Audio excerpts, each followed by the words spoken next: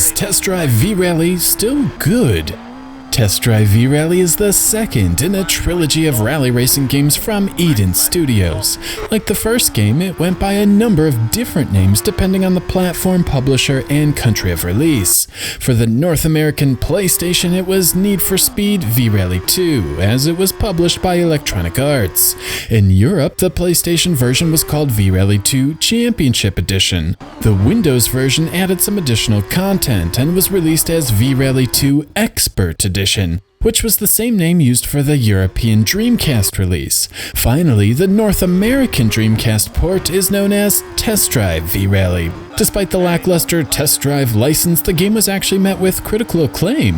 IGN scored the game a 9 out of 10, stating, "Whether you're a rally fan or not, this game is a must-have racer for any Dreamcast owner." GameSpot agreed, giving the game an 8.9 out of 10, noting, "It's an inviting, fast-paced technical rally game that offers enough replay value and features to satiate any racing audience." Finally, CNET scored the game an 8 out of 10, proclaiming, "Though crappy brakes take away some of the game's drivability, the superb graphics and special effects still offer a winning combination for Dreamcast off-road enthusiasts." So, is Test Drive V-Rally still this good? Let's dive in. Test Drive V-Rally starts with a driver creation tool that acts like a save slot and keeps track of the player's progress, including total miles driven, hours played, and a point tally. After this, a car selection screen is provided, allowing the player to start with a slow 1.6-liter kit car, a 2-liter kit car, or dive right into the World Rally cars. Based on the 1999 roster, the game doesn't care which you select and will adjust the competition to match the car level chosen. After making a selection, the player can partake in one of 4 modes: Time Trial, Arcade, Trophy, and Championship. For this review, I'm going to skip the time trial and focus on the meat of the game, the other 3 modes. Arcade mode is typical of the time, pitting the player against 3 opponents on a multi-lap race. The goal of the mode is to pass through checkpoints before the timer runs out. As best as I can tell, winning is not actually required. Curiously, the countdown timer is hiding in the corner of the screen, rather than being front and center like a normal arcade racer.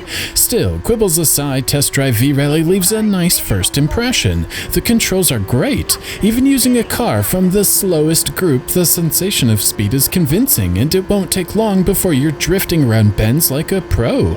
The controls are forgiving, allowing the player to scrape walls or go off course, and brakes are not necessary except for the most extreme corners. Even flipping over isn't a huge deal, with the game resetting the car with haste. Test Drive V-Rally definitely leans on the arcade side rather than simulation. The forgiving nature makes it easy for beginners to come to grips with the controls and allows more advanced racers to drive more aggressively. After racing through the 6 stages, clearing every checkpoint before time runs out, the next challenge is unlocked. A level 2 rally and a bonus car is unlocked. The new rally gives a nice sense of progression, and the bonus car offers a nice reward for the effort. The level 2 rally offers an increase in difficulty as well as an increased number of stages, 8 instead of 6. The difficulty arises from the increased pace of the opponent drivers, who make fewer mistakes and are just generally quicker. It's also possible the tracks are more challenging as well, but if I'm honest, I really didn't notice them demanding more technical expertise. It's also at this point I did notice a few trends with the artificial intelligence. Sometimes they were incredibly slow, allowing for easy victories, and other times they were insanely fast, especially on pavement, making victory virtually impossible. I should also note the final stage of the level 2 rally was brutal, with insane time limits on the checkpoints. One error was enough to ruin a run, and it took me 5 credits or continues to complete the event. These credits are limited as well, and failure will result in having to start over from the first stage. But of course, winning unlocks the final Expert Rally and another car. But before moving on to Expert, let's move on to the Trophy mode. Like the arcade mode, Trophy mode features a trio of competitors on the course. However, the goal of the event is different. In this mode, it's all about finishing in the least least amount of time, and there are no checkpoints. This means if you are in the lead, you'll want to try and extend that lead as far as possible.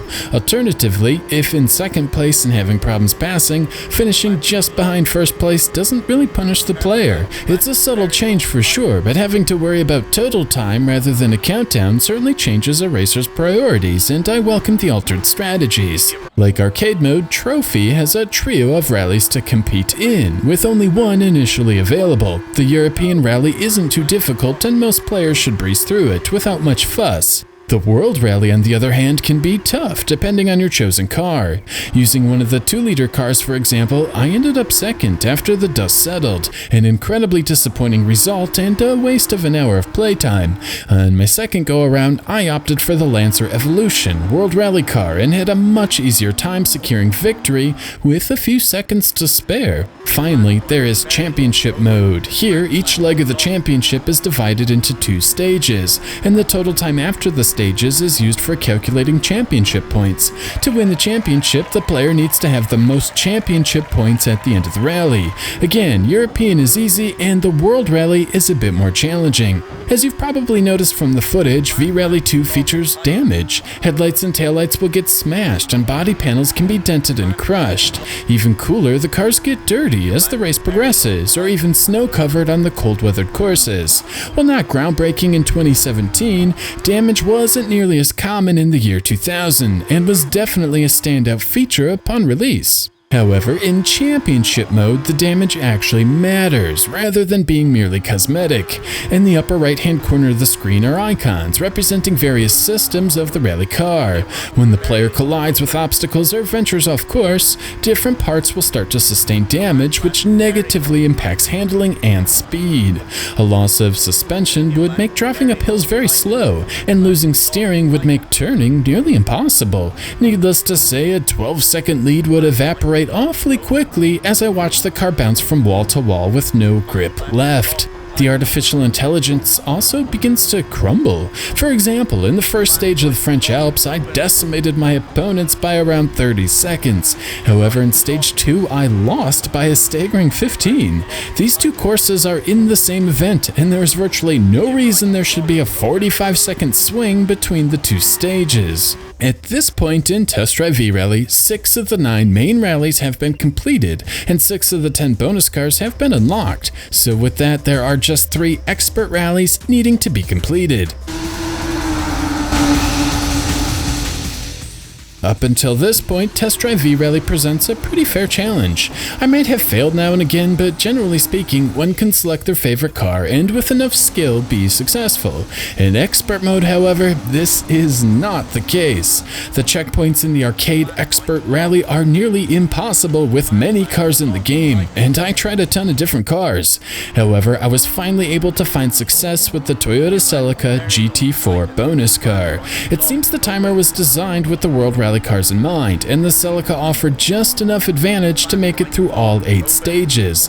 Still, the French Alps and Indonesia stages are absolutely brutal, and I had to restart the entire mode over quite a few times after running out of credits. I'm all for a tough racing challenge, but Test Drive V-Rally seems to demand near perfection, and I found it to be quite frustrating. In Trophy mode, the Expert Rally is a bit more tame. Using the Audi Quattro bonus car seemed to offer the best advantage. On many courses, I was able to crush the competition and build up a nice lead, giving myself a cushion for the courses where the artificial intelligence was much more unfair. Finally, there is the Expert Rally in the Championship mode. I attempted to complete this using the Peugeot 205, but after a few stages it became clear this was not the appropriate car. So I went back to the trusty Celica. The problems I previously referenced in lesser championships remain. The AI seemed to be pretty awful on some courses and ridiculously fast on others. And despite my best efforts not to run into anything, I still found myself sustaining a ton of damage halfway through the race and watch whatever lead I had evaporate, as the opponents don't seem to sustain damage. Still, after grinding through the 2-hour, 12-country rally with 3 stages each, I managed to win the championship by a mere 2 points, despite having a worse overall time. With the final rally finally completed, the 9th car is unlocked, meaning there is just one to go. The final car is actually awarded for obtaining 10,000 points for the driver created at the beginning of the game. For me, this happened naturally, and I was given the 10th and final bonus car right after completing the game.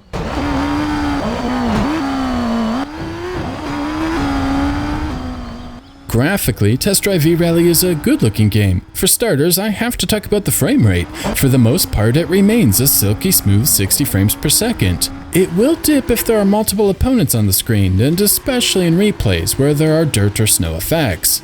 The frame rate drops aren't a deal breaker, but the slowdown can be somewhat distracting. The texture work is also well above average, most of the time. Occasionally, roadside terrain textures are of the low-res variety and stand out.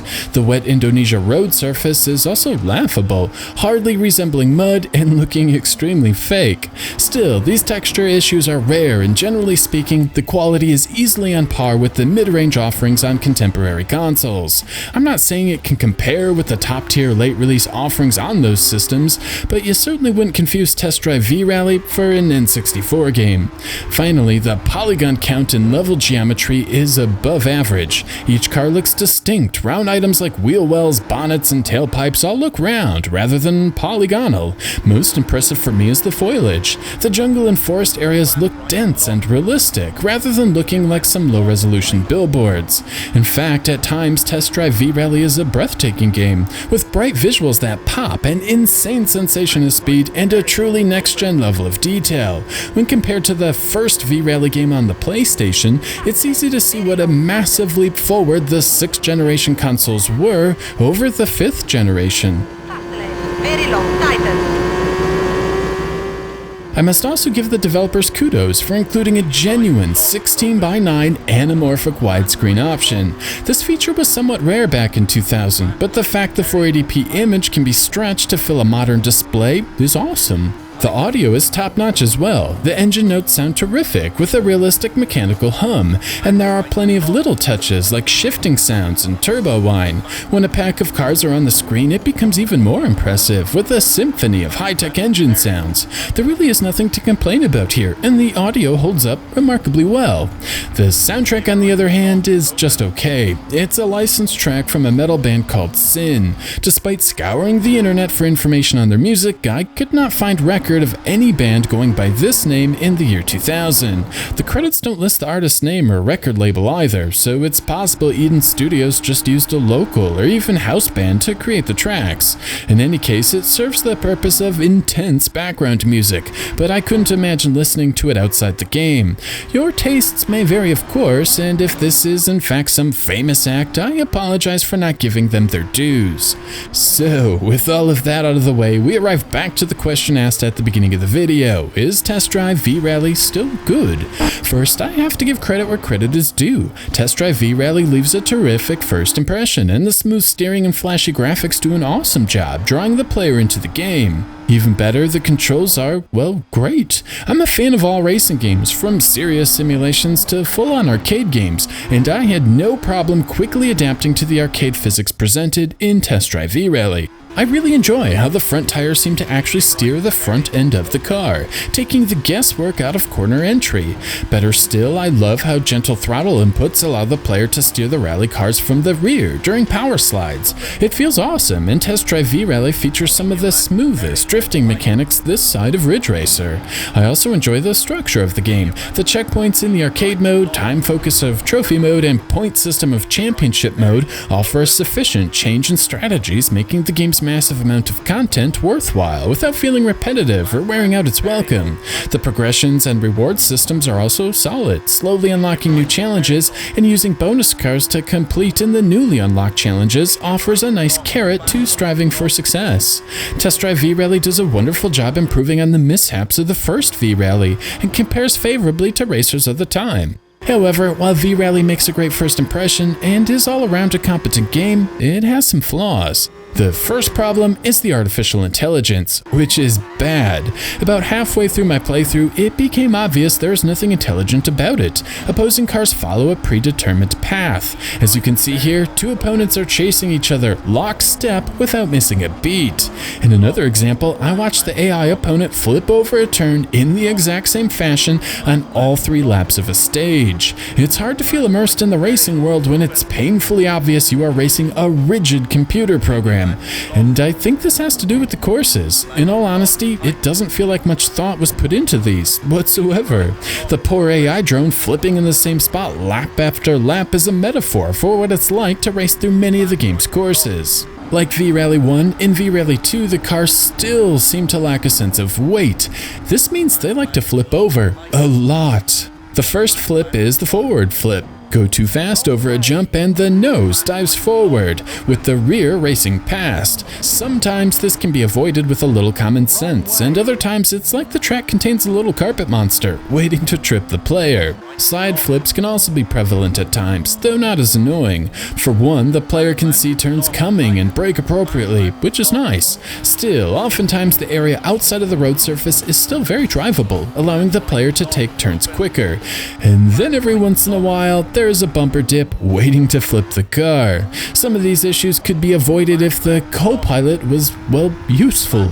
Like, it would be nice if he told me there was a jump coming, but never in the 11 hours I played this game did he ever bother to warn me of such danger. I've played quite a few rally games in my day, and this is the only one missing this mandatory necessity. This again leads me to the track design and the lack thereof. It almost feels like a basic track tool was used, where a track designer could quickly move around a ribbon to create turns and elevation changes, and then let the game engine procedurally fill in the rest. Thanks to such a basic tool, perhaps the tracks weren't tested enough to identify issues where the elevation changes don't quite match the turns that cause the player to flip. And because everything was done procedurally rather than by hand, the automated script creating the co-pilot instructions wasn't tweaked, creating strange delays and brutal omissions, needing to help a player to be successful. Maybe I'm wrong, but there isn't a single track I found to be memorable or thoughtful. It's just a bunch of generic left and right-handers filled with unfair elevation changes. This brings us to the track editor. Here, the player can quickly place track pieces and then use tools to tweak the turns and elevation heights. After creating the road, the game fills in everything else, like roadside items and co-pilot instructions, procedurally. The tool was so easy to use, I could quickly test my track and identify trouble points, and then alter a hill to prevent flips and tweak turns that didn't flow right. If I could do it, then you know the game's designers could. My final issue is the hairpin turns. If the car gets too far sideways, the engine cuts off, leaving the player no power, and the camera gets a little spazzy. The lack of power to get through the turn and weird camera make any track with an abundance of hairpins a real pain. For me, racing games need to have a few key ingredients to achieve greatness. Car handling needs to be responsive and consistent, and these cars need tracks designed around the strengths and limitations of said machine. Tracks should have a nice flow, requiring a mix of technical skill and quick reflexes, but should also make sense where the player is given a set of rules they can count on when making their way through the bends. Test Drive V-Rally fails miserably at the latter. Not only are many lacking any sort of thought or logic, the elevation changes often trick the player, causing cars to flip and forcing the player to lose an hour of progress as they restart a rally over. While the questionable track design may have been overlooked in 2000 thanks to the responsive controls and impressive visuals, in 2017 the flaws are much harder to overlook.